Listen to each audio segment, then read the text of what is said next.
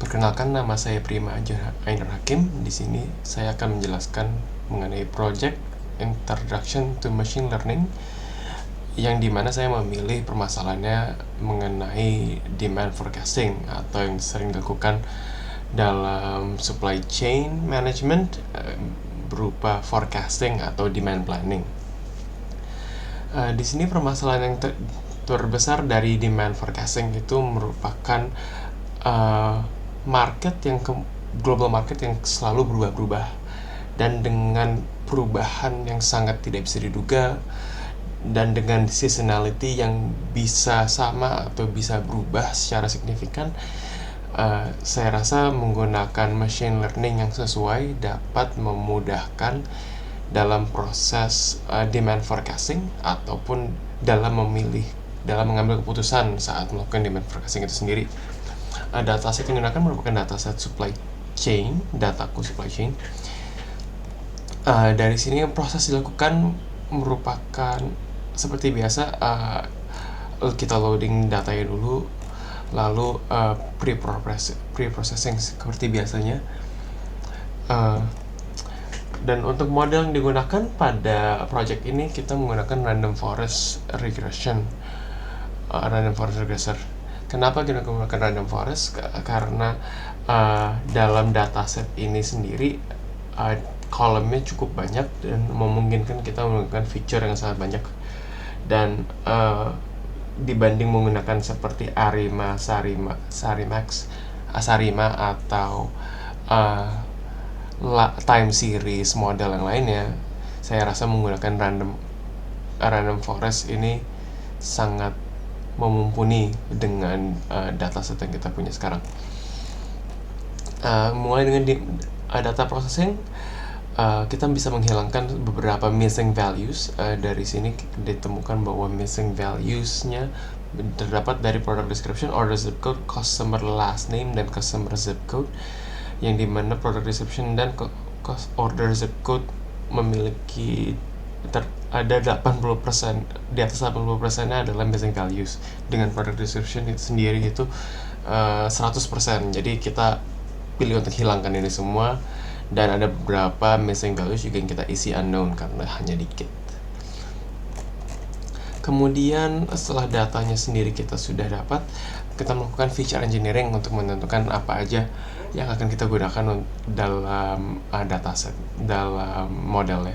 Di sini saya ngambil beberapa data ordinal dari date-nya, yaitu year, month, day, week, and hour, yang kita ekstrak sendiri dari order date-nya.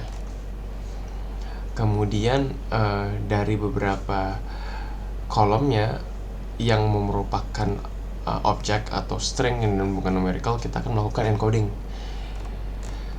Di sini setelah dipilih beberapa categorical kolomnya, kita melakukan ngecek unique values-nya untuk menentukan apakah categorical column kita pilih memiliki cardinality yang tinggi atau enggak, untuk menentukan apakah kita menggunakan one hot encoding atau label encoder untuk mempermudah encodingnya nanti. Kemudian kita proses untuk mendapatkan low cardinality dan high cardinality columns-nya.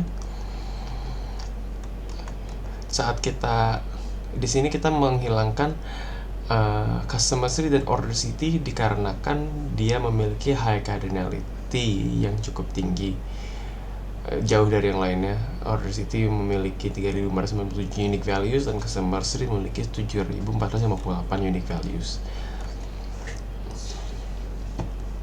Kemudian kita juga drop non-feature columns yang kita nggak pilih, yaitu order ID, product code ID, order customer ID, beberapa ID, order date, dan shipping date. Kenapa kita hilangkan order date? Karena kita sudah punya extracted date dari order date sendiri, yang kemudian kita sudah dapat encoded datanya. Lalu kita split datanya untuk menjadi dua, jadi train dan test. Di sini kita baginya testnya dalam 30% dan trainnya dalam 70%, dan kita dapatkan 126.000 row untuk trainnya, dan sisa 54.000 row untuk testnya. karena kita tahu sebelumnya di train itu masih ada non-numerical values, kita cek lagi apakah masih ada sisa atau enggak, karena kita dropnya hanya beberapa tadi sebelumnya, order ID, beberapa ID-nya ya, karena kita tahu masih ada customer email, customer first name, customer last name, customer password, dan product image. Jadi ini kita mau hapus juga, kita drop semuanya untuk kita dapatkan X train dan X test yang akan kita pakai. Nah, kemudian saat kita melakukan random forest regressernya, saat kita train pertama kita dapat root mean square error untuk train dan testnya yang cukup baik.